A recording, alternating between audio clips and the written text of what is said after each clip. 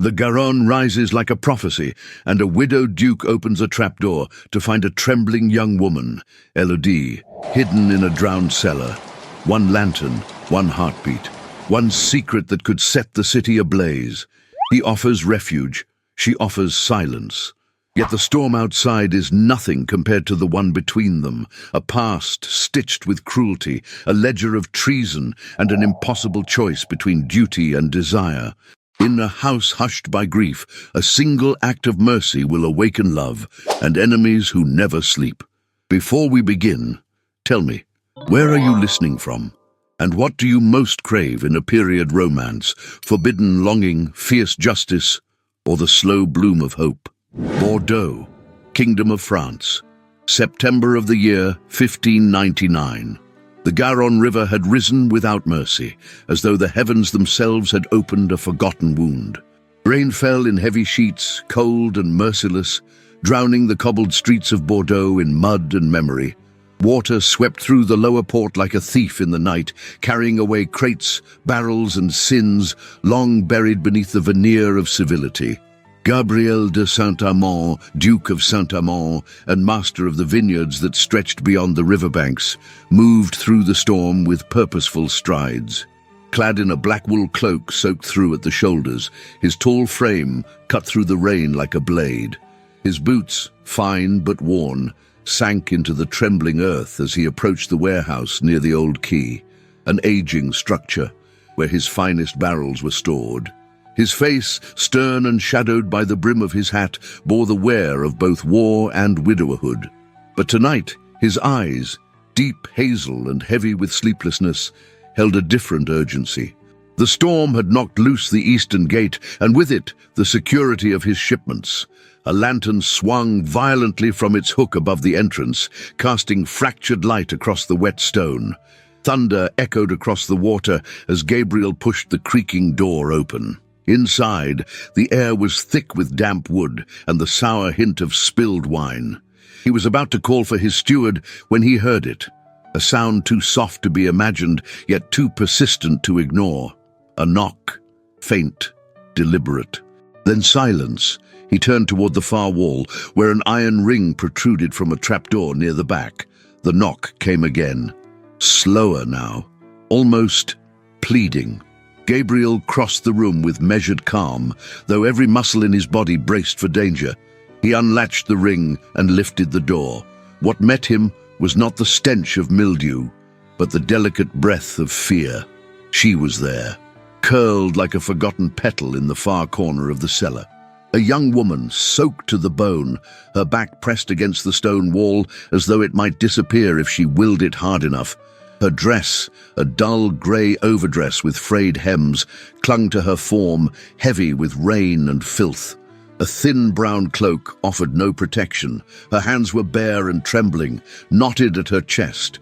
Hair of chestnut brown, darkened by water, clung to her neck and cheeks in limp waves. Her skin was nearly white, her lips tinged violet from the cold. But it was her eyes that stopped Gabriel in his tracks. Wide, wary, and an impossible shade of grey-blue, they locked onto his with a quietness that spoke louder than any scream. She did not beg. She did not weep. She simply looked at him, and in that gaze was a truth so raw it unsettled even a man who had walked through fire and buried the only woman he had ever called wife. "Are you injured?" Gabriel asked, his voice low, firm but not unkind. A pause. Then a small shake of her head. "Can you stand?" Another pause, then slowly, painfully, she nodded. He extended his gloved hand toward her. She hesitated only a moment before placing her fingers against his. They were ice, bones beneath parchment. As he helped her to her feet, she swayed. He steadied her with both arms, surprised at how light she was, how fragile, yet tense, like a harp string drawn too tight. "You're safe now," he murmured. "No one will harm you here." But she said nothing. Back in the light of the warehouse, Gabriel wrapped his cloak around her shoulders. She allowed it, though her arms remained close to her body, as though any softness might unravel her completely. "What is your name?" he asked gently. Her lips parted, cracked and pale. "Elodie," she whispered. "Elodie." Charpentier. The name struck him with the precision of a sword tip. He knew it. The Charpentier widow was known in Bordeaux's upper circles, dour, wealthy, and merciless with her domestic staff. He had heard rumors of a stepdaughter kept out of sight, spoken of only with disdain, but never had he imagined this. "You are her stepdaughter?" he asked. A faint nod. She clutched the cloak tighter around her. "And you were locked down here? By her?" A pause. Then her voice, raw and quiet. "She has documents. Guardianship. After my father died, she made the priests say I was unfit, claimed I was disobedient, sinful, ungrateful. No one questioned her." "And where were you meant to be tonight?" Elodie's eyes flickered toward the trapdoor. "Gone, sold, or silenced. I don't know which." A shiver overtook her. Gabriel cursed under his breath and lifted her into his arms. She gasped, more from surprise than pain, and her hand gripped the collar of his soaked doublet. He carried her out into the storm without ceremony, ignoring the cold, ignoring propriety. His carriage waited at the far end of the lane, guarded by a driver already drenched. As Gabriel settled her inside and ordered the horses home, he did not yet know what threads had just been pulled. He only knew that he had found a woman who had endured something unspeakable and who had not yet broken. Inside the carriage, Elodie sat motionless, her eyes fixed on the window, fogged by her own breath. Gabriel watched her in silence, the lantern's light casting soft gold across her damp skin. The air was thick with unspoken things, fear, grief, and something else. Something that lingered between them like smoke. As the wheels turned and the city receded behind them, he spoke at last. "You will stay at the chateau, under my protection. No one will force you to return." Still, she did not look at him, but the tension in her shoulders softened, just enough for him to see the smallest tremor of trust begin to take root. He did not yet know the storm she carried within her, nor that by offering her shelter he had opened the gates to ghosts he thought long buried. What he knew, as the rain lashed against the windows and her eyes drifted shut, was that she was no ordinary woman, and this was no ordinary night. The Château de Saint-Amand stood like a guardian of centuries past, its grey stone walls streaked with ivy and weather, perched just beyond the rippling edge of the vineyards. At dawn, with mist still curling over the fields, the estate exhaled its usual silence, broken only by the quiet rhythm of hooves arriving through the gravel courtyard. Inside, the drawing rooms were sombre, the great tapestries muted beneath the weight of years.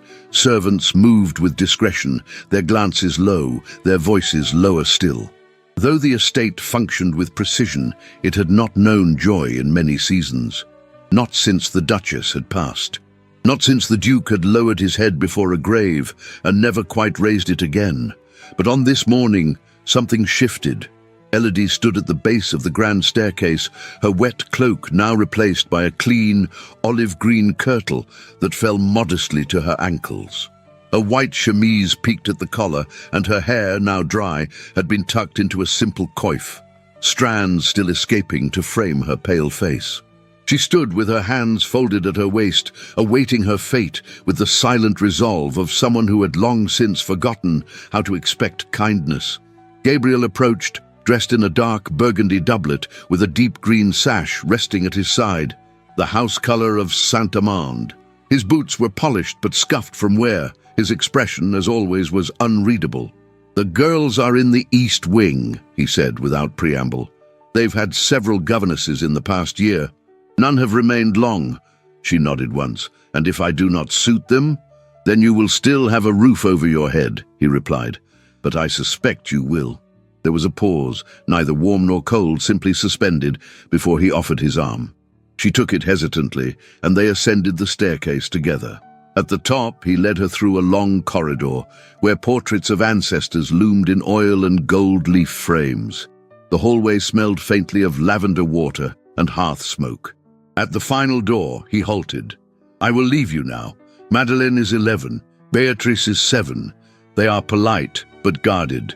Do not mistake their silence for lack of feeling." Elodie inclined her head. "I understand." He looked at her for a moment longer than necessary. "I believe you do." And then he turned, his footsteps fading into the hush of the corridor. Elodie exhaled slowly and opened the door. Inside, the girl sat in near-perfect stillness. Madeleine the elder was seated at a writing desk, quill in hand, posture rigid. Her dark brown hair was pulled back with a green ribbon, and her dress, a pale rose wool, was without a wrinkle. Beatrice, on the other hand, sat curled on a window seat. Her curls wild around her cheeks, a wooden doll clutched to her chest. They turned as one when Elodie entered. She curtsied, not too deep, but respectful, and waited. Silence bloomed like frost on glass. "I am Elodie Charpentier," she said softly. "I have come to help with your lessons." Madeleine blinked, expression unreadable. Beatrice narrowed her eyes. "Where did you come from?" Elodie hesitated. "From the city." "Why are your hands so thin?" the child asked next. Madeleine sighed, embarrassed. "Beatrice, don't—" "It's quite all right," Elodie interrupted gently. She approached the window seat and knelt before the younger girl. "My hands are thin because I have done a great deal of sewing and scrubbing. But they are good hands, I promise you." Beatrice tilted her head. "Are you going to leave like the others?" "That depends," Elodie said, lowering her voice to a whisper, "on whether the two of you chase me out with mischief and frowns." A flicker of a smile twitched at the corner of Beatrice's mouth. Madeleine, from her desk, glanced down at the inkwell and quickly resumed her writing. By noon, Elodie had them reading from Les Fables de La Fontaine, Beatrice laughing at the tale of the fox and the crow, while Madeleine silently corrected the girl's pronunciation. They were cautious, yes, but intelligent, perceptive, and in deep need of someone who saw them as more than just titles and responsibilities. Elodie watched them with a quiet awe. The cold she had known in Madame Véren's house had never allowed for this kind of warmth. And yet here, beneath the painted beams and sunlit windows of the East Wing, there were voices that needed nothing but patience to be heard. By mid-afternoon, a tray arrived with tea and sugared biscuits.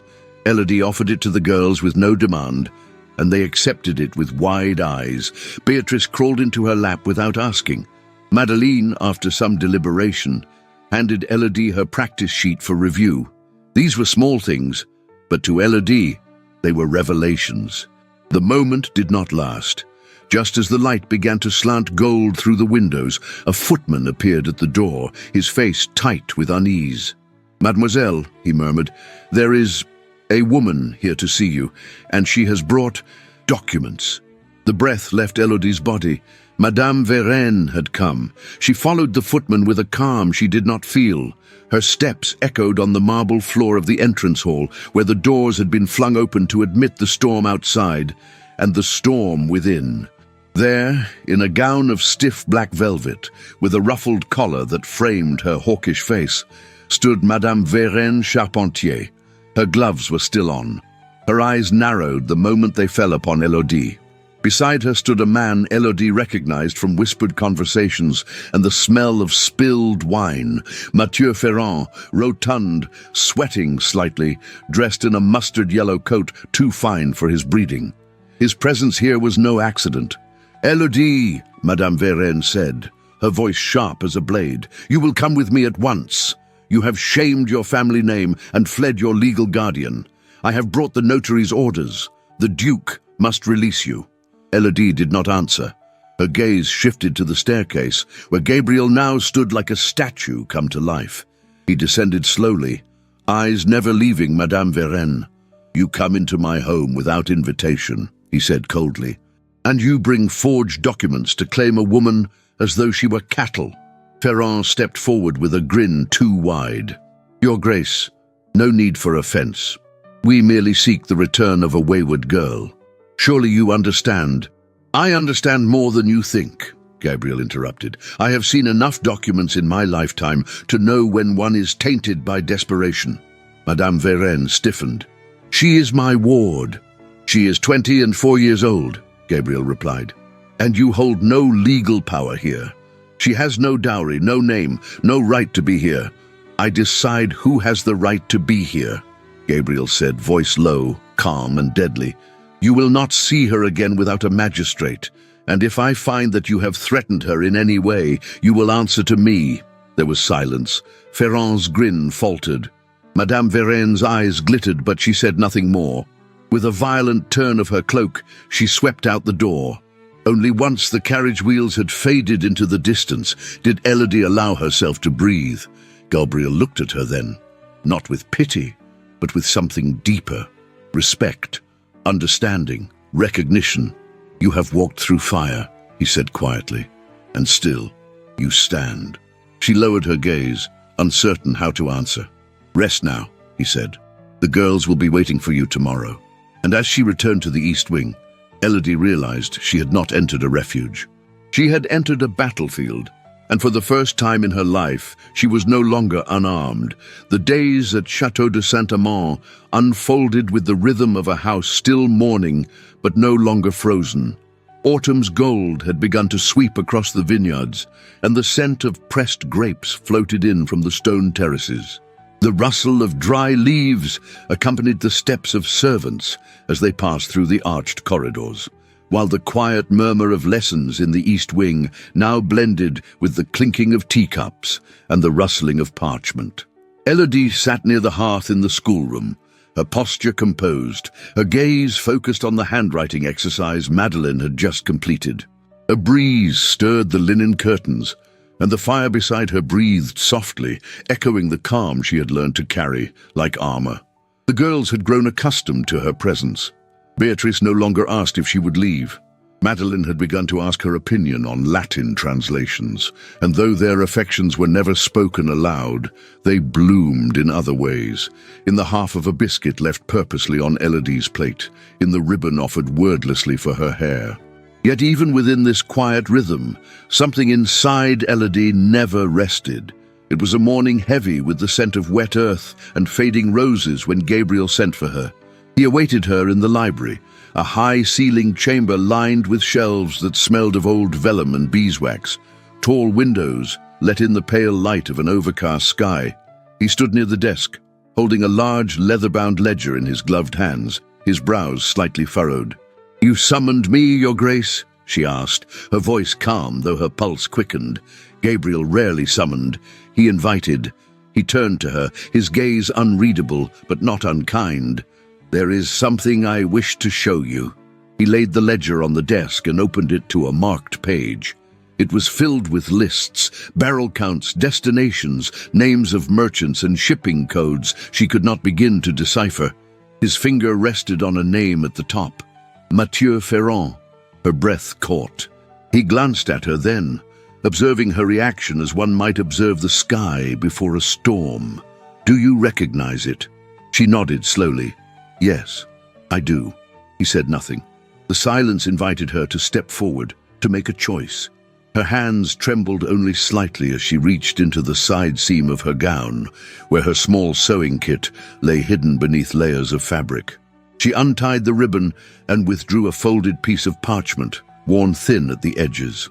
Her fingers hesitated before she laid it on the desk. Gabriel did not move. He waited. "This," she began, her voice barely above a whisper, "was copied from a note left behind after a meeting in my stepmother's drawing room. She did not know I was listening. She thought I was locked away in the attic, but I have always heard more than I should." He lifted the parchment carefully, reading the names, the times, the codes scribbled in an unfamiliar hand. "You copied this?" "I memorized it first, in case she found it and burned it." He looked at her then, really looked at her. The fire behind his eyes was not rage, but something deeper.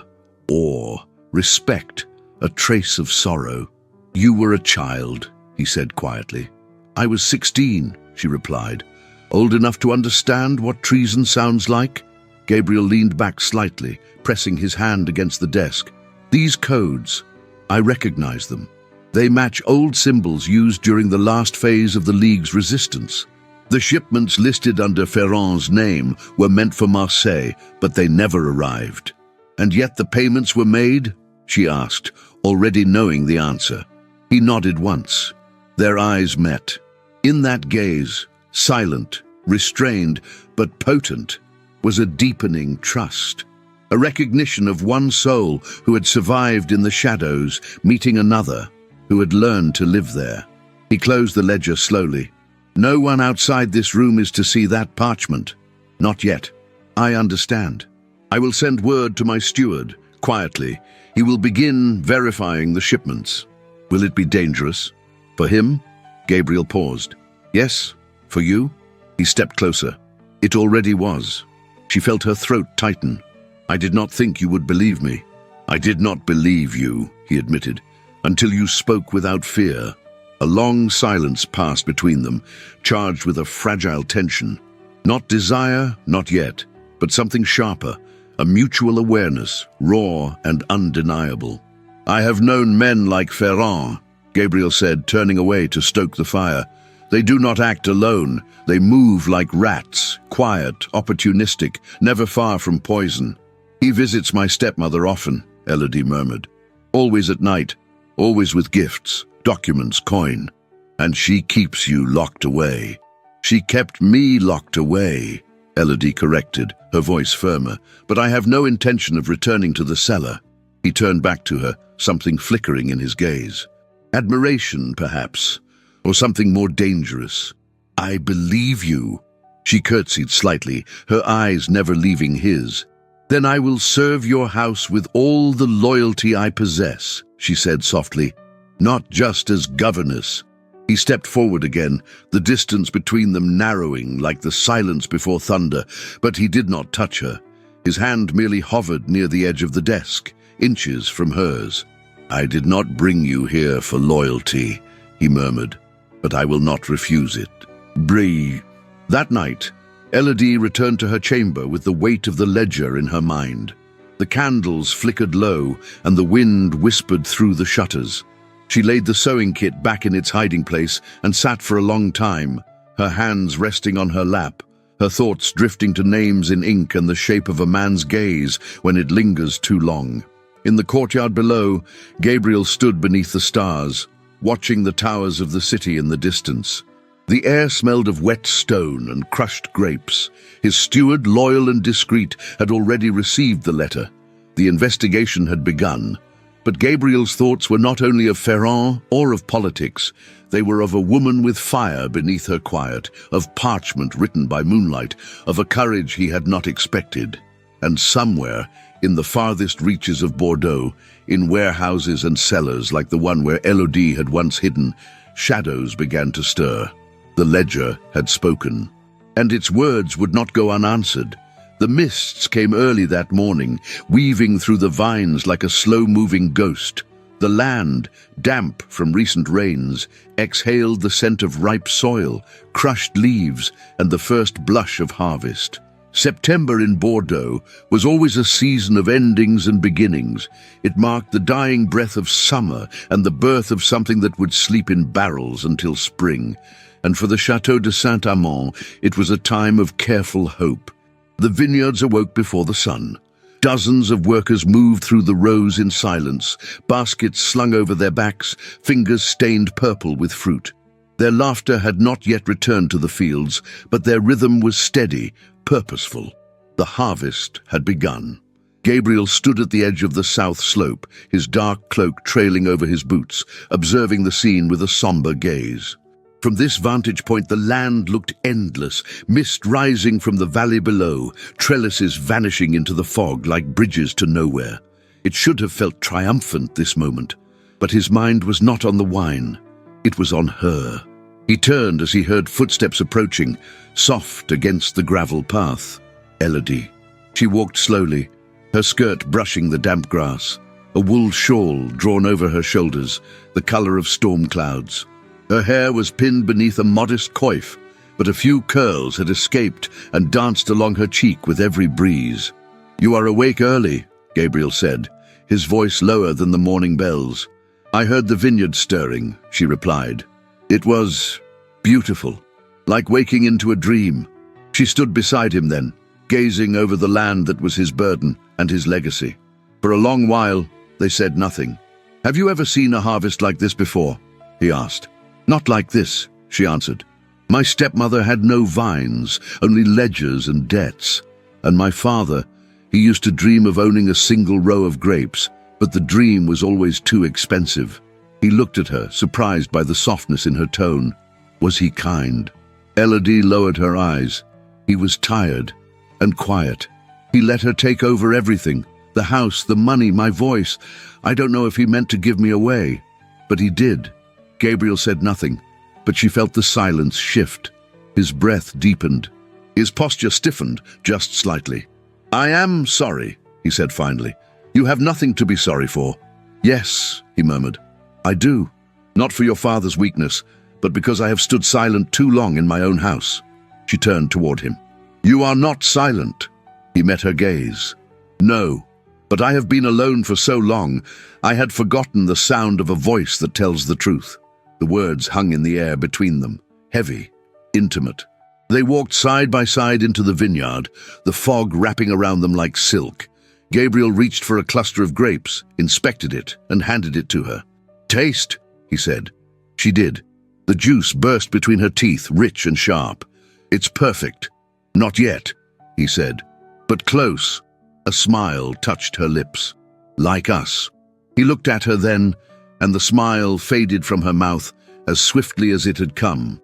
His eyes were warm and searching, her breath caught, but he looked away. Later that afternoon, Elodie sat on the rug of the nursery, a primer open on her lap. Beatrice lay sprawled beside her, her head resting on Elodie's knee, her finger tracing the curve of a letter. Again, Elodie whispered. Slowly. B-E... The child furrowed her brow. You already know it. Trust your tongue. Beatrice, the girl whispered. Elodie kissed the top of her head. Perfect. From the doorway, Gabriel watched, unnoticed. The way Elodie's voice softened. The way Beatrice's shoulders relaxed under her hand. The way Madeleine, seated nearby with her embroidery, glanced at them with quiet envy. He felt a pull in his chest. Something old, something tender, something dangerous. He turned before she could see him. Downstairs, his steward waited in the study. They've pressed the magistrate, the steward said quietly. Ferrand and Madame Charpentier. They've presented documentation, a fabricated contract claiming guardianship and mental instability. Gabriel paced slowly, the edge of his coat trailing across the stone floor. What was the magistrate's reply? He's cautious. He owes you favors. But Ferrand is clever. He's begun to whisper in circles beyond your reach. Gabriel's jaw tightened. Then I will reach further. She is in danger. I know. She cannot stay hidden behind lessons and nursery walls forever. No, Gabriel murmured, she cannot.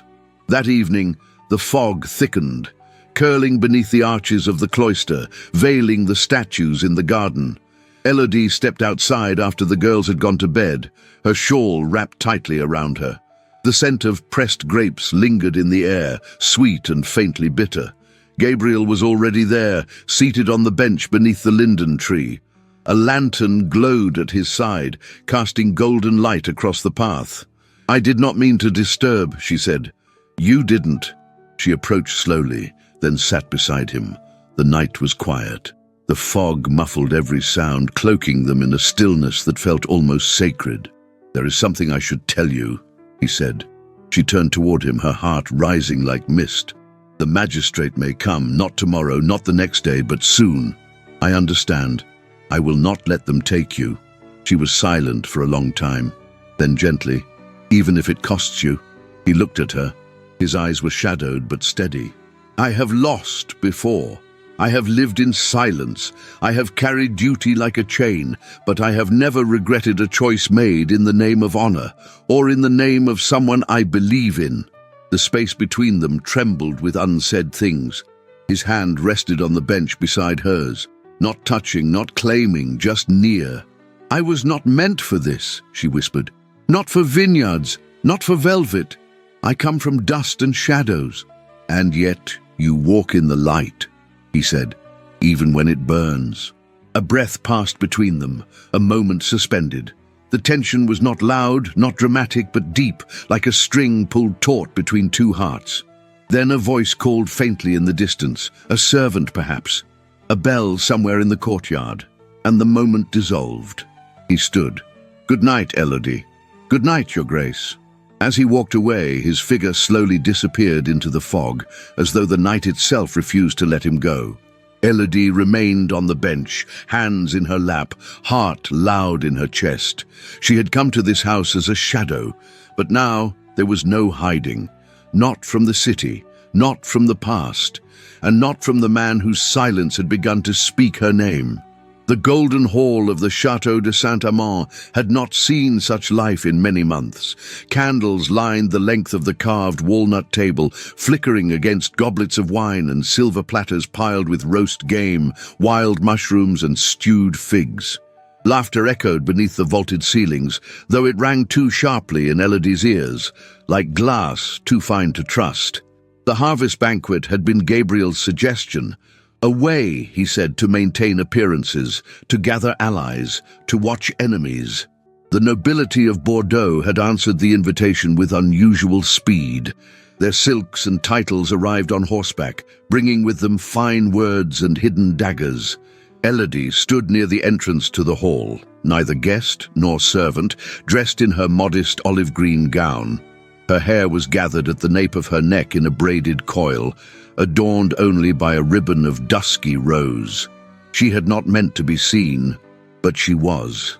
From across the room, Gabriel's eyes met hers. There was no smile, no bow of greeting, but the look was clear. She belonged there, even if no one else dared to say it aloud. She moved carefully along the edges of the crowd, carrying a tray of wineglasses, meant to excuse her presence. The conversations floated like perfume, sweet at first, then sour when lingered upon. At the center of the table sat Gabriel, his posture regal but restless. On his right, the Baron de Rouillac spoke with pomp about the state of the southern roads. On his left, dressed in a wine-colored doublet far too ornate for the hour, sat Mathieu Ferrand. Elodie's breath caught the moment she saw him. His lips were oiled with drink, his laugh was too loud, and his eyes too quick. He leaned toward a thin man with a patchy beard and whispered something behind a raised goblet. She edged closer, keeping her head down, ears sharp. "Final shipment before winter," Ferrand murmured. "No more delays. The girl's little ledger is a ghost story." The other man chuckled. "Ghosts leave marks," Ferrand scoffed. "Let the Duke worry about ghosts. I have business to finish, then she'll disappear. Quietly, she's nothing."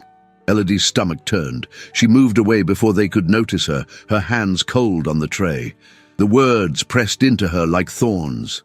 Final shipment, the girl's ledger, disappear. She waited until the corridor emptied after the banquet, then slipped into Gabriel's study. The fire still smoldered in the hearth, casting shadows on the tapestries. Moments later he entered, his cloak tossed over his shoulder, his expression unreadable. "I saw you," he said. "And I heard them," she replied, not wasting a breath. He crossed the room. "Ferrand?" She nodded. He mentioned a final shipment, and said, "I would disappear." Gabriel's jaw tightened. "Did anyone else hear?" "No, but he's bold enough now to whisper at your table." He exhaled sharply, pacing to the hearth. The heat danced across his features, hollowed by tension, sharpened by fury. "I'll double the guard at the wine cellars," he said. "And you—" "I will not hide," she interrupted. He turned to her, something fierce in his gaze. "Then I will not let you walk alone. Not again." Their eyes locked, the silence charged, crackling like the embers at their feet. He took a step forward, then another. "Elodie," he said, her name a confession. She looked up at him, and in her expression there was no fear, only defiance, only fire. Outside, the air had cooled to bone. The garden was still, the mist coiled low over the stone paths. They walked in silence, cloaks drawn close, lantern light guiding their steps along the vineyard wall. He paused near the south terrace, where roses still clung to their vines despite the season's turn. His hand grazed the iron railing, hers hovered near it. "You shouldn't have to listen to men like him," Gabriel said, voice low. "And yet I always have." "Not here." She turned toward him. "Here is just another kind of silence." The words stung him, not because they were cruel, but because they were true. "I have tried to protect you," he said. "I never asked for protection. Then what do you want? She hesitated, not because she did not know the answer, but because saying it aloud might unravel her completely. To be believed, she whispered, to be more than a burden, to be seen. He reached for her then, slowly, as if touching something fragile, something sacred. His hand brushed her cheek. His thumb rested just beneath her jaw. "I see you," he murmured. And then, without permission or pretense, he kissed her. It was not a kiss of passion, but of promise, a meeting of sorrows, of tempers restrained, of walls cracking quietly in the dark.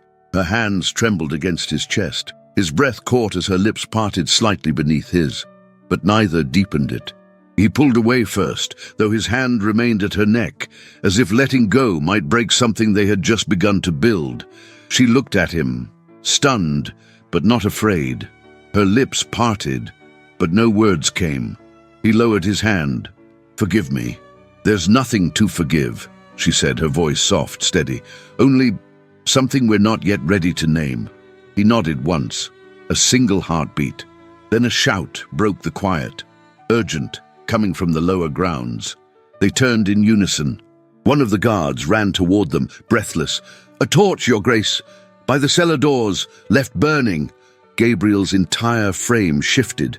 He was no longer a man in the garden with a woman he almost loved. He was a duke under siege. "Get water," he ordered. "Check the barrels. I want eyes on every entrance." The guard nodded and disappeared into the fog. Gabriel turned to Elodie. "Go inside. Lock the nursery doors. You said you wouldn't let me walk alone. And I won't. I'll send Madeleine and Beatrice to your room." He hesitated. Then he took her hand, just for a moment, and pressed it firmly between both of his. "Whatever this is," he said, voice raw, "do not let it make you doubt your strength." And then he was gone. Elodie stood in the garden alone, the mist swallowing his footsteps. She did not tremble. She only pressed her fingers to her lips, where the kiss still lived like a secret, and turned toward the chateau with fire in her chest. The wind carried whispers through the courtyards of Chateau de Saint-Amand, whispers that did not belong to the wind. They slithered through hallways, coiled beneath doorways, and curled themselves around every servant's glance, every hesitant curtsy. The vineyard folk no longer laughed in the fields. Even the kitchen maids, once full of gossip about recipes and weather, had grown quiet. But the silence was not innocent. It was expectant, heavy with judgment. In the city, they said the governess had bewitched the duke, that she had risen from the cellar like a siren, her voice dripping with lies, her body with calculated grace, that she had used the softness of the children and the stillness of her presence to curl herself around his heart like ivy around stone. A low-born enchantress, they called her, a traitor's spy, a usurper of titles she had no right to dream of. In the chateau, they said little, but they looked. Gabriel had known from the moment he invited her into his home that the eyes of the city would find them. But he had not expected the cruelty of it, the speed with which her name was dragged through shadowed parlors and candlelit corridors. And worse still, there were whispers about him, that the Duke, once noble and austere, had fallen into disgrace, that grief had made him weak, that he now sheltered a woman who might destroy him, politically, socially, even spiritually. Gabriel sat alone in the study, the fire reduced to embers, the glass of wine at his elbow untouched. The evening air was cool. A storm was coming. He could feel it in the pressure behind his eyes. The document sat before him on the desk. It was not long, only a few lines of ink and seal, but it held the weight of permanence, of duty, of something dangerously close to desire. He heard her footsteps before she knocked, always light, always hesitant, as if she still questioned whether she belonged in any room at all. "Enter," he said. Elodie stepped inside, her hands clasped at her waist, her eyes lowered, but not afraid. She wore a slate-blue gown, simple in cut, with a cream ribbon tied around her bodice.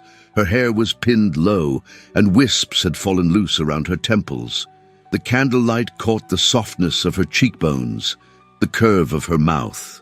She looked like something he had imagined once, long ago, when he still believed in beginnings. "You asked to see me?" she asked. He nodded and gestured for her to sit. She did not. "There are rumors," he began, "and they are no longer containable." "I know," she said quietly. He stood, not to pace, but to face her fully. "I can no longer protect you with silence. Not when the magistrate may be persuaded by men like Ferrand. Not when the church begins to ask questions." She inhaled, but did not speak. "I have spoken to the notary," Gabriel continued. "There is a way to protect you, legally, irrevocably." Elodie's eyes lifted, meeting his. There was something already wounded in her expression, as though she knew what was coming but dared not believe it was true. "A marriage," he said, the word steady on his tongue. "In name, in law, nothing more." The silence that followed was sharp, fragile. He stepped closer. "This is not about affection. It is about protection. If you become my wife, no magistrate can remove you, no merchant can threaten you. You would belong to my house, and my enemies would be forced into silence." "I see," she said, though her voice had hollowed. Gabriel saw it then. The way she folded her hands tighter, the way her shoulders lifted just enough to shield herself. "And if I say yes," she asked, "do you lose your name?" "No," he said. "I restore yours." Her breath caught. He took another step forward, leaving only a few inches between them. "I will not touch you. I will not demand from you anything you are unwilling to give. This is not a request born of desire, Elodie. It is born of necessity." She tilted her chin slightly. "Then why do your eyes tremble when you look at me?" The words struck him harder than he expected. He did not answer, and yet in the space between them, the truth lingered. Hot, honest, unbearable. Elodie turned away, pacing toward the hearth. "I am no one, Gabriel. I have no dowry, no noble blood. I was raised in shadows, trained to be small.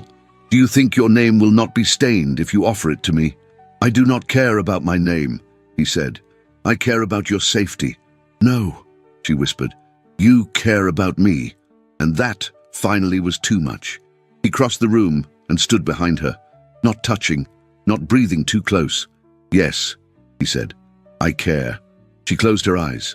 "I will marry you," she said softly, "not because I believe I am worthy of the title, but because I believe in the life you've built here, because I will not let Ferrand tear it apart."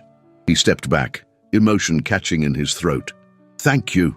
The wedding took place 3 days later. It was quiet, held in the estate's small chapel at dawn, with only the priest, the girls, the steward, and a notary present. Elodie wore a cream-colored gown with lace at the collar, and her hair, braided and wrapped with white ribbon, was uncovered for the first time in public. Gabriel stood beside her in a black doublet with silver embroidery at the cuffs. His hands never trembled, his voice never broke, but his gaze never once left hers. They did not exchange rings, only vows, and when the priest pronounced them man and wife, there was no kiss. Only a silence so full it felt like a prayer. That night, in the private quarters of the chateau, Gabriel poured 2 glasses of wine. Elodie stood near the window, looking out into the darkness. The vines were quiet now, the harvest stored, the land at rest. He offered her a glass. She took it. They sat beside the hearth, separated by a space wide enough to respect and narrow enough to ache. "To peace," he said. She lifted her glass. "To peace." They drank. For a while, neither of them spoke. Then Elodie turned to him. "Thank you." "For what?" "For not pretending that this is something it's not." He looked at her, and this time he did not look away. "May I tell you what it is?" he asked. She nodded. "It is the beginning of something I never thought I would want again." She inhaled, sharp and soft. "And if you ever choose to want it too," he added, "I will be here." Elodie did not answer. But when he stood and left her to sleep alone, she touched the stem of her wineglass, and for the first time in years, she did not feel afraid to hope. The days before the meeting passed like thunderclouds gathering over the hills, quiet, slow, and electric with unshed rain. In the halls of Château de Saint-Amand, footsteps grew hushed, glances lengthened, and conversations shortened to cautious nods and unspoken questions. Even the vineyard, which had blossomed into life only weeks before, now stood somber in the early October light, its leaves turning gold and rust as if mourning something not yet lost. In the nursery, the girls had grown restless. Beatrice clung to Elodie's skirts with unusual need, refusing to sleep without her lullabies. Madeleine, always composed, now asked strange questions at odd hours, what it meant to break a promise, whether people truly disappeared when they left, and whether someone could choose a new name and make it theirs forever. Elodie answered them with the tenderness of someone who had once been a child with no answers. She kissed their brows, combed their hair with trembling fingers, and whispered words that sounded strong, even when her own heart felt like it was unraveling thread by thread. Downstairs, the trap was being laid. Gabriel stood before the long dining table-turned strategy board, where parchment maps, false ledgers, wax seals, and coded phrases formed a web more intricate than any vineyard trellis. He had not slept. His face was drawn, his beard untrimmed, and his hands bore ink stains that no scrubbing could erase. But in his eyes burned a fire not seen since the last days of the war. He looked up as Elodie entered the room. She wore a gown of deep moss green, her sleeves rolled to the elbows, her hair tied back with a black ribbon.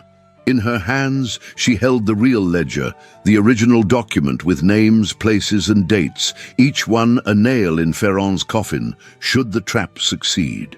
"You've memorized it?" Gabriel asked. She nodded. Every name, every barrel, every lie. He studied her face. No longer with the gaze of a man seeing a governess or even a duchess, but of someone seeing an equal. "There's still time to change the plan," he said. She shook her head. "I would rather face Ferrand in the open than hide while others risk themselves on my behalf." "Elodie," she stepped closer. "You didn't marry me just to protect me. Say it." Gabriel exhaled, as if her words had pierced something carefully hidden. "I didn't," he confessed. "I married you because I wanted you here, near, because when you speak, I hear my own silence break. Because when you stand beside me, I forget how heavy the world is." Her eyes softened, but her voice remained steady. "Then let me stand beside you now." The trap was to be set in the small chapel near the banks of the Garonne, the one that had once belonged to Gabriel's grandmother. It had not been used for mass in over a decade, but the stone still held its strength, and the bell still rang true. Ferrand had agreed to meet Elodie there, enticed by the promise of a ledger, one she claimed to have stolen from Gabriel's study. The forged copy was convincing, the seal authentic, the list of names just believable enough to ignite Ferrand's greed and paranoia. But the real purpose of the meeting was not the ledger. It was the confession he would be provoked into making, the threat he would surely voice once he believed Elodie had betrayed her husband. Gabriel would be there, hidden, armed, with two of his most trusted men posted at the chapel doors and two more in the woods beyond, and Elodie would walk alone into the lion's mouth. On the morning of the meeting, the mist rose heavy along the riverbank, as if the world itself held its breath. The chapel stood cloaked in fog, its iron gate squealing faintly as Elodie pushed it open. She walked slowly, every step echoing off stone. Inside, the pews were coated in dust, the altar covered with a velvet cloth, faded by time. A cracked, stained glass window spilled muted color over the floor, bathing her in fractured golds and reds. She stood in the center, the forged ledger in her hands, her breath shallow but controlled. Behind the altar, hidden in the shadows, Gabriel waited. He could see her, but she could not see him. His hand rested on the hilt of his blade, his entire body coiled with tension. He hated this, hated every second of her being exposed, alone, vulnerable. But she had insisted. And he had learned, finally, that Elodie was not made of paper or porcelain, but of steel tempered in silence. The chapel door opened. Mathieu Ferrand entered, flanked by two men dressed in merchants' cloaks but walking with the gait of soldiers. His coat was dark blue with gold trim, far too elegant for the hour. He removed his hat, grinning as he approached. "Madame la Duchesse," he said with a mocking bow, "you've chosen a fine place for betrayal." "I've chosen a place where truth might echo," Elodie replied. Ferrand laughed. "And the ledger?" She held it out. He took it, flipped through the pages, his smile widening. "You're smarter than I thought," he murmured, "but not wise enough. Do you really believe this will save you, that the Duke will forgive you for this?" "I'm not the one who needs forgiveness." His smile faded. "You think a marriage changes what you are? You think his name will protect you when men like me rule the city's wine and silver? You are a name borrowed from ashes, nothing more." She lifted her chin. "Then let us burn together." Ferrand's hand moved to his coat. A flash of steel appeared. Gabriel stepped from the shadows, blade drawn, voice like thunder. "Drop it!" Ferrand spun, startled, but not quickly enough.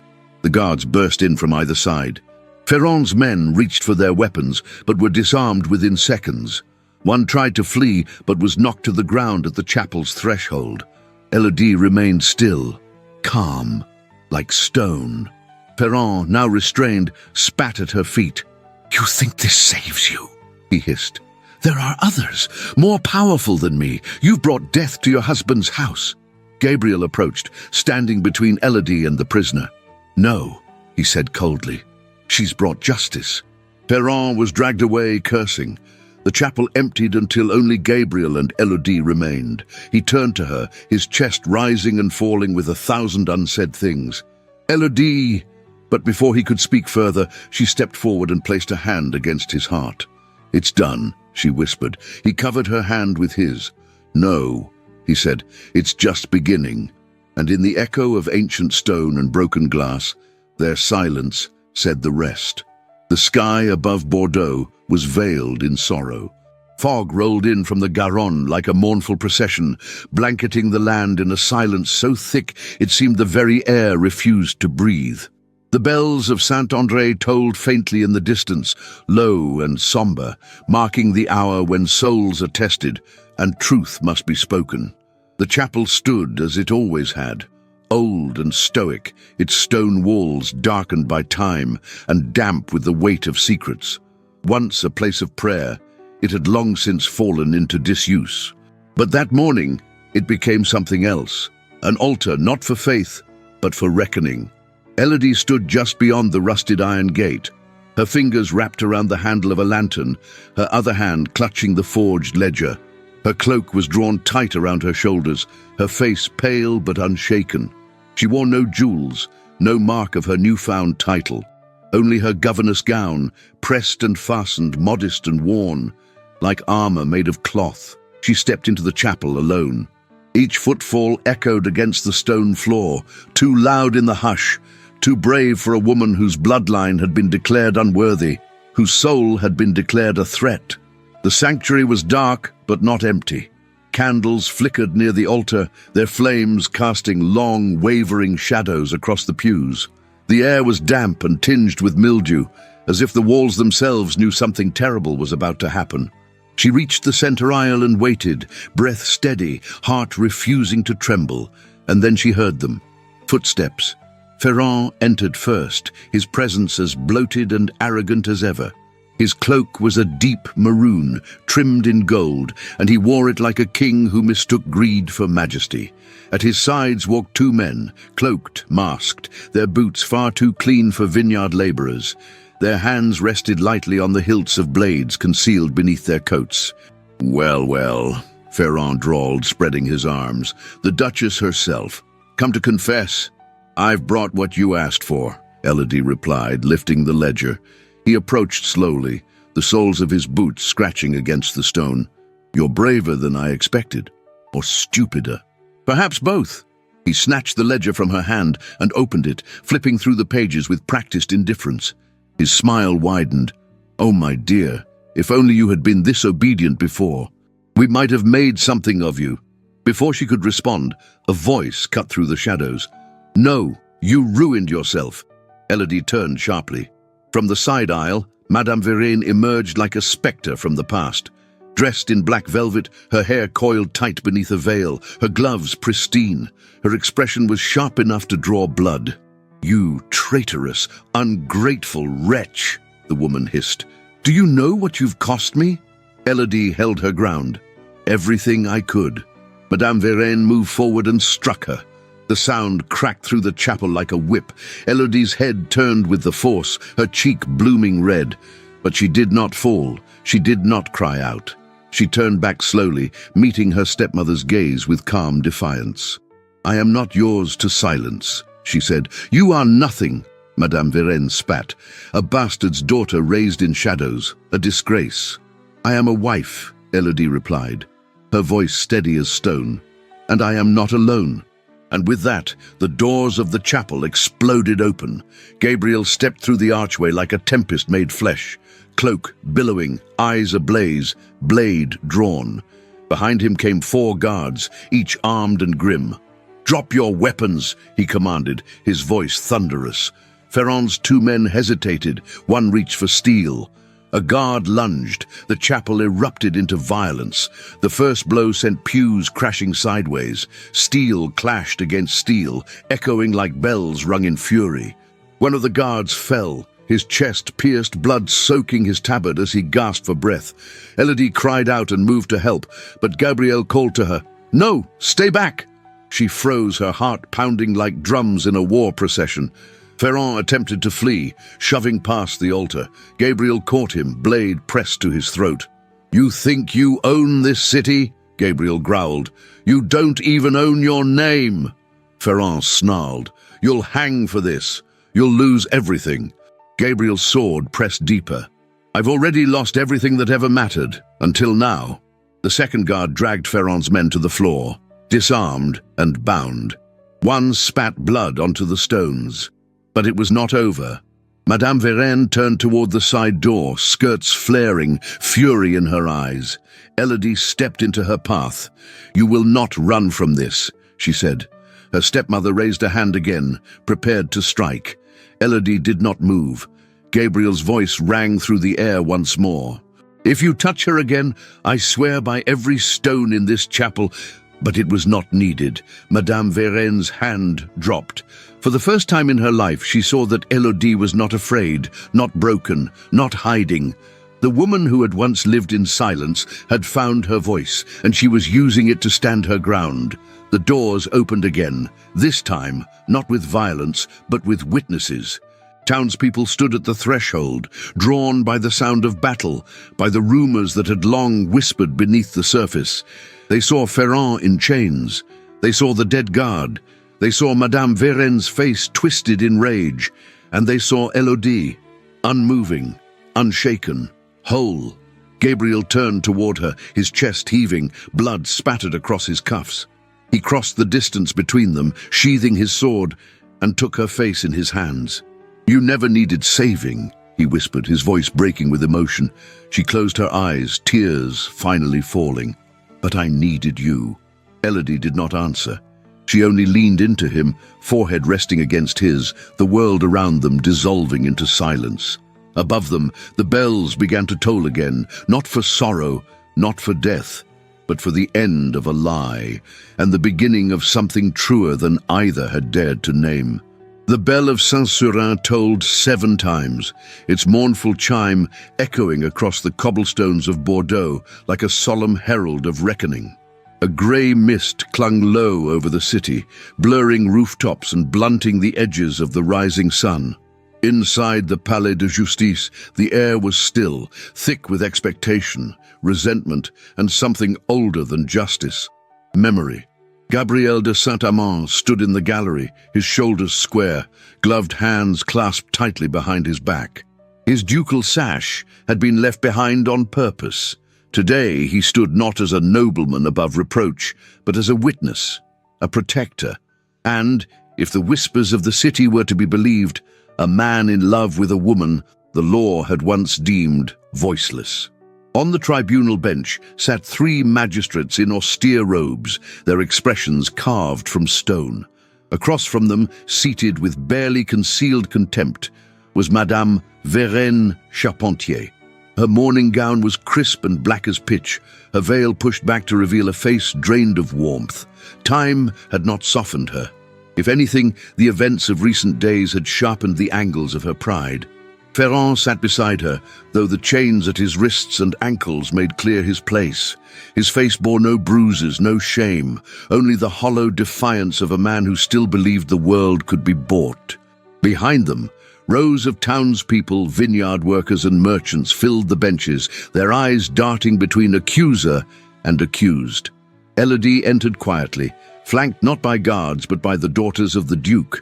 Madeleine held her hand without hesitation, while Beatrice clutched her shawl and looked up at her with absolute faith. The murmurs grew soft as the tribunal clerk called the session to order. Gabriel's steward, Monsieur Lavoisier, was the first to speak. His voice was calm but unrelenting as he laid out the paper trail connecting Ferrand's warehouses to a network of illicit shipments. Coded ledgers, intercepted correspondence, hidden barrels beneath false wine shipments. Each piece of evidence presented methodically, each accusation falling like a drop of ink on linen. Then came the workers, men who had long feared retaliation.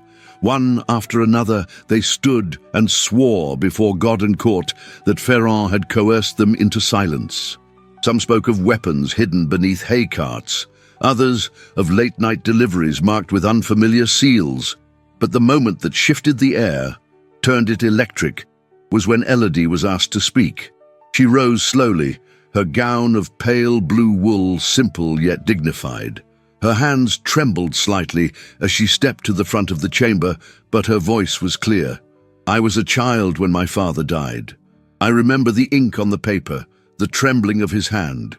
But the moment he passed, Madame Verenne declared me her ward. There were no documents signed in my presence, no priest bore witness. Madame Verenne scoffed. Because you were hysterical, ungrateful even then. The chief magistrate raised his hand. You will be silent unless spoken to. Elodie turned toward the bench, steady now.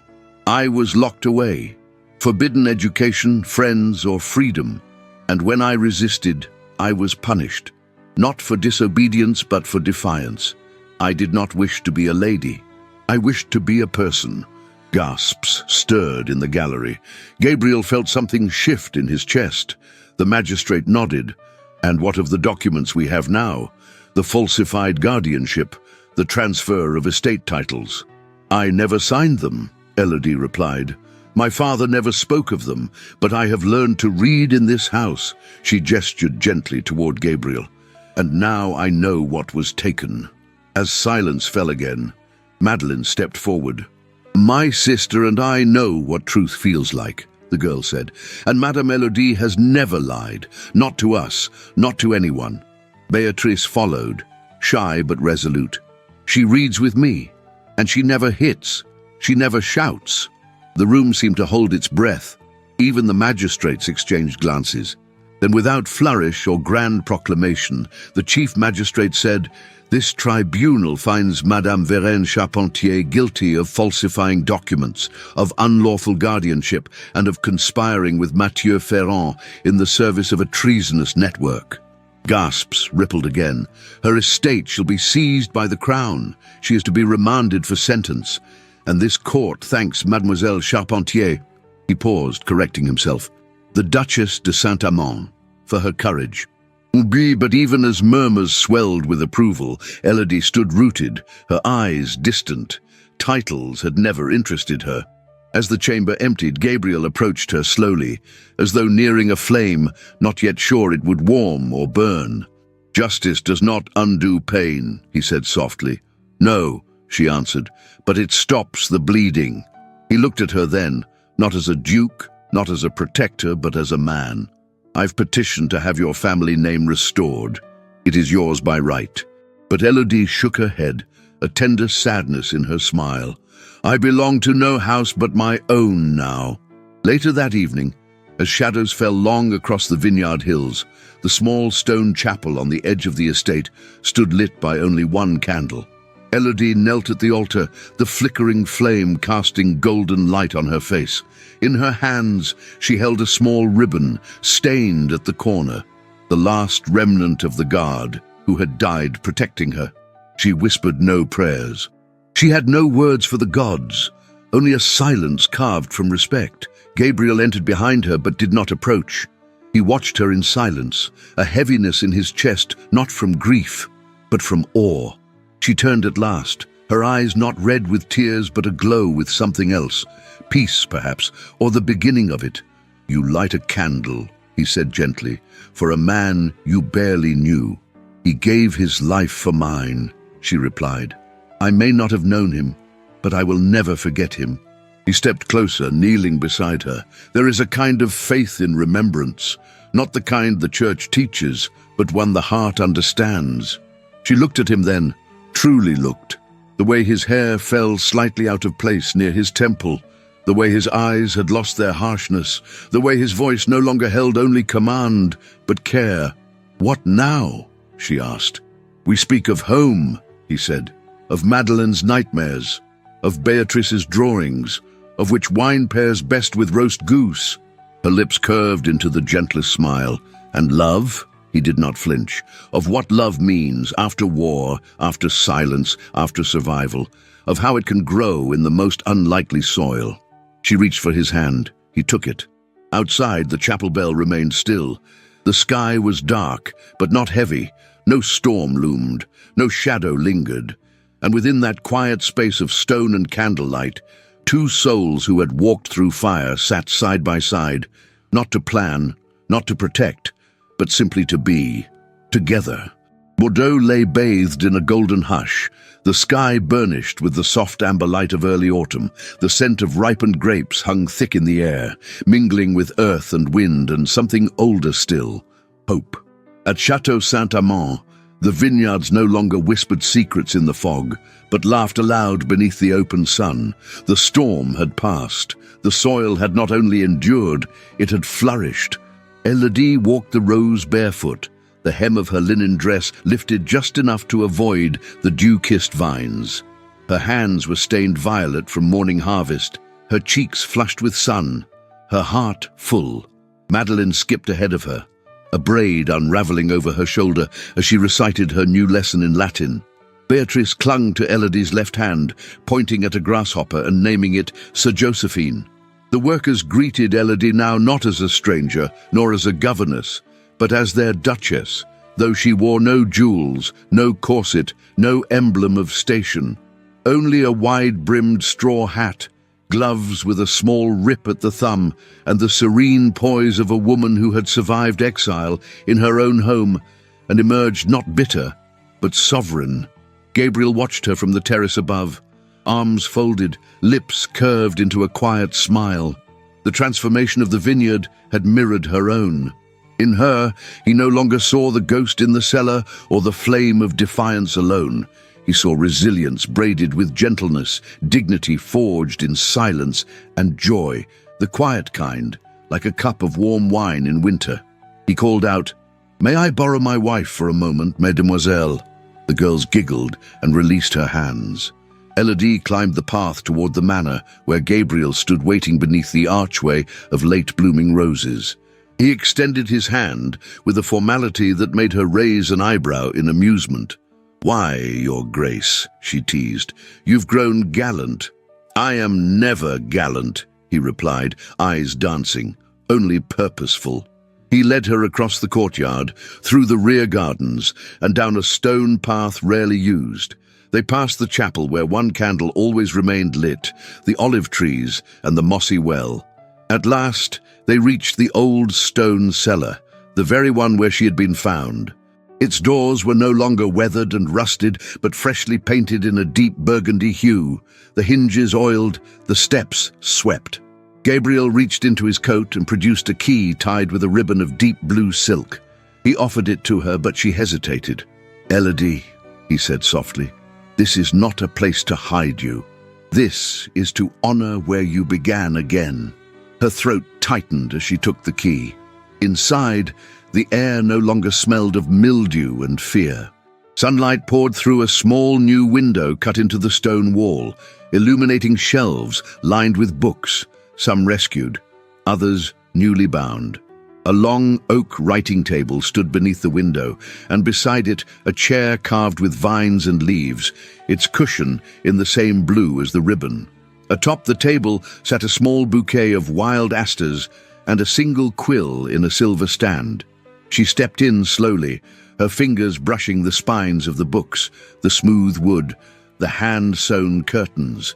It was a room built not from wealth, but from intention, from remembrance, from love. "I don't deserve this," she murmured. "You deserve a world," Gabriel replied behind her. "But I'll begin with a room." She turned to him then, and for a long moment they did not speak. There was no need to name the emotions stretching between them. It was there in the quiet awe of being seen, and in the even deeper astonishment of being chosen. Later that evening the estate gathered beneath the harvest moon. Long tables had been set between the vineyard rows, adorned with lanterns strung from vine to vine, and bowls of figs, pears, roasted nuts, and fresh bread. Wine flowed freely, and laughter lilted across the fields like music. Elodie sat among the workers, Beatrice curled at her side, Madeleine braiding flowers into a garland for her hair. Gabriel joined the cooper's sons in lifting a barrel of the season's first press, toasting the vintners who had stayed despite fear and fire. When the music began, a melody played on flute and dulcimer, carried by an old fiddler with missing teeth, the children danced first. Then the young, then the old, then everyone. Lanterns swayed overhead like captured stars. Gabriel approached her, bowing low. "Duchess," she laughed, "you are relentless. In all things that matter." She took his hand. They danced slowly at first, her bare feet brushing over the earth, his steps measured and elegant. The rhythm deepened, became their own. Around them, the vineyard blurred. The lanterns melted into halos, and the music fell into silence. Because in that moment, there was no sound louder than the flutter of her breath when he brushed a curl behind her ear. No light brighter than the shine in his eyes when she whispered his name, not as a plea, but as a promise. They did not kiss beneath the moon, not yet. But the way his thumb rested on her wrist, and the way she leaned ever so slightly into the space where his heart beat, that was intimacy enough. As the night wore on, the girls fell asleep on a blanket under the vines, arms tangled, cheeks sticky with honey. The last of the workers drifted off toward the cottages. Only Gabriel and Elodie remained beneath the last lit lantern. He reached for the small bottle of wine they had saved, the first press, the one made of the season's earliest fruit. He poured 2 glasses. "To the storm," he said. She raised her glass. "And to what blooms after." They drank. The wine was bold, unapologetic, sweet at first, with a sharpness at the end, just like her. Above them, the harvest moon bathed the earth in molten gold. It was not a night for declarations or plans. It was a night for breath, for stillness, for feeling a love that no longer needed to hide or fight or justify its existence. Their love had ripened, not like a flower, fleeting and fragile, but like wine, born of pressure, of time, of earth and memory. It would not fade. And as they stood in the vineyard where silence had once reigned and sorrow once dwelled, they knew this truth without question. They had survived, they had chosen each other, and now, at last, they had begun. The vineyard had aged gently, as all good things do. Vines, once timid and new, now ran bold across the hillsides, their roots deep, their grapes darker, richer. The wind that passed through Chateau Saint-Amand carried a different tune, less haunted, more lived in. The past was still there, of course, tucked between cellar stones and chapel beams, but it no longer ruled. It had become memory, not master. From the edge of the estate, where the land tilted slightly toward the river, Elodie stood barefoot in the grass, her skirts gathered at her sides. A small boy, brown curls, unruly eyes like morning mist, gripped her hand with sticky fingers. "Maman," he whispered, tugging toward the tree swing, "it's my turn." "It's always your turn, Luke," she said softly, smiling as she released him. Luke ran ahead, his laughter echoing, and from beneath the shade of the sycamore, Beatrice leapt to push him. Taller now, 11 and full of opinions, she still carried a fierce devotion to her brother, and to the woman who had never replaced her mother, but who had mended the broken pieces with quiet love and patient light. Madeleine sat nearby, cross-legged in the grass with a sketchbook on her knees. Her fingers were smudged with charcoal, and her smile came slow, as it always had, but her eyes now carried a steadiness beyond her years. She no longer flinched from joy. And near the stone wall that bordered the lower fields, Gabriel watched them all. Time had touched his temples with silver and softened the line of his mouth, but his posture remained proud, his presence grounding. He held a sheaf of parchment, letters from Paris confirming new protections for women under guardianship, drafted in part by a nobleman who had once scoffed at the law's cruelty. His name now stood beside proposals for reform. It had not been easy. There had been seasons of trial. 2 years after the wedding, a harsh frost had claimed half the crop. Then came rumors again, political murmurs, names half forgotten re-emerging in northern ports. The stain Ferrand left behind had not been easily scrubbed from the city's conscience. Some of his allies were tried, others vanished. Madame Verenne, though stripped of her holdings, had escaped conviction for treason. She lived now in seclusion in a convent near Pau, her silence purchased and her penance empty. But in the quiet seasons, when frost threatened or drought lingered, it was Elodie who steadied the estate.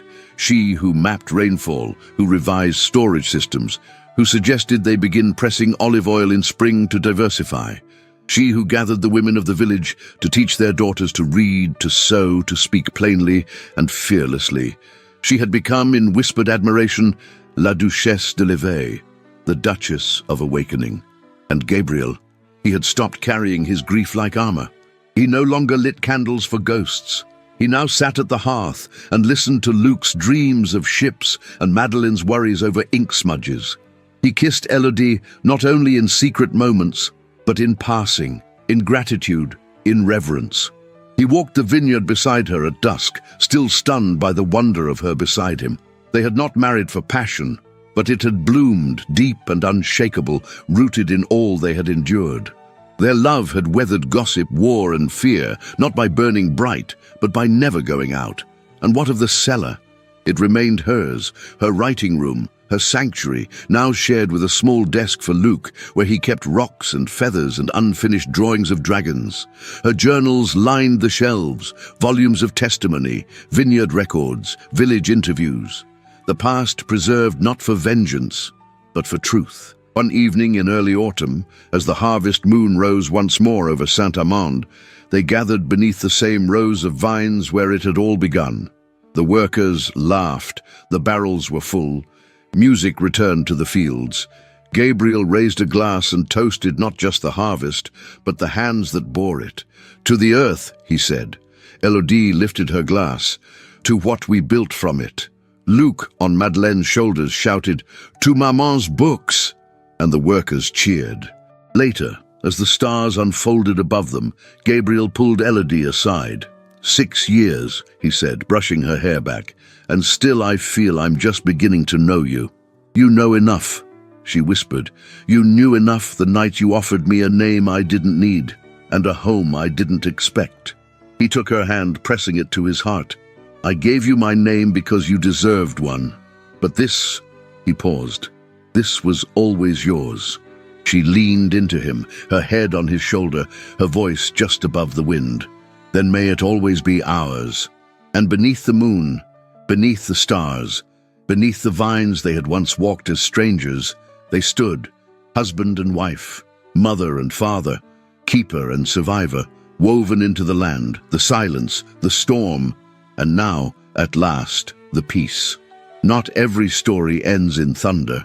Some end in stillness, in the quiet joy of love that endured. Some stories don't need grand palaces or thunderous battles to leave a mark on our hearts. Sometimes all it takes is a forgotten wine cellar, a woman who refuses to be broken, and a man learning, at last, that love is not weakness, but redemption. Elodie's journey reminds us that the place where we are cast aside may become the place where we rise, that the past does not define us unless we let it, and that the most powerful revolutions often begin in silence, with courage whispered, not shouted. Gabriel thought he was offering protection. What he found was purpose, tenderness, and a love more enduring than titles. Together they taught us that healing isn't fast, it's patient. That family is built, not inherited, and that sometimes the most extraordinary acts of defiance are kindness, grace, and staying. If this story moved you, stirred something in your soul, or made you believe again in second chances, we invite you to leave a comment below. Type the word awakening, so we'll know you walked every step of this journey with us, through storm, trial, and harvest moon. It means the world. If you wish to support the small team that brings these timeless romances to life, you can send us a super thanks here on YouTube, whatever amount you feel inspired to give. Every bit helps us write the next story, and if you're not able to support us that way, no worries at all. You can still help by sharing this video with a friend who loves a good historical love story. That alone spreads the magic far and wide. We're leaving more unforgettable tales for you in the video cards and playlist. Be sure to explore them. Who knows? Your next favorite romance might just be waiting there. With all our hearts, thank you for being part of this love story.